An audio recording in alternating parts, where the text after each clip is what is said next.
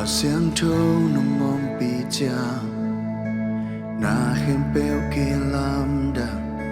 na khovak nong tan chang khwa mial gam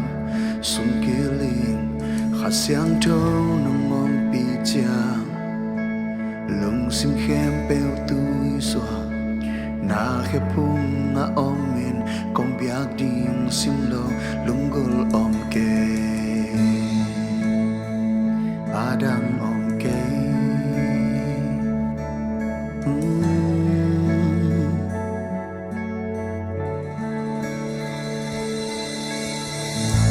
hong itu hong ai loao nang lo hin dấu ke no Jesus hong itu hong lungul den nang lo hin dấu ke no Jesus.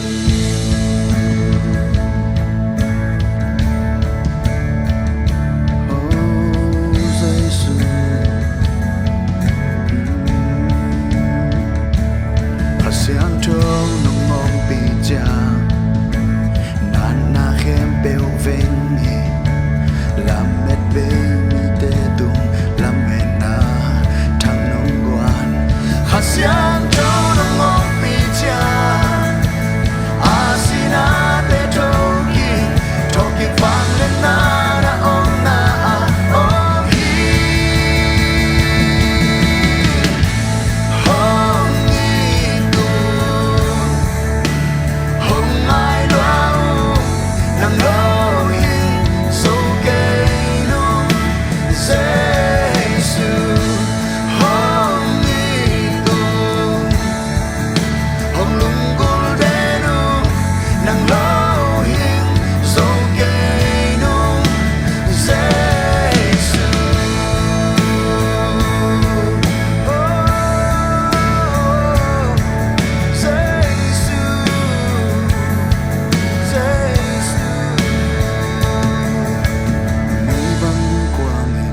sunga nang ading mun om hinaday bang ina semin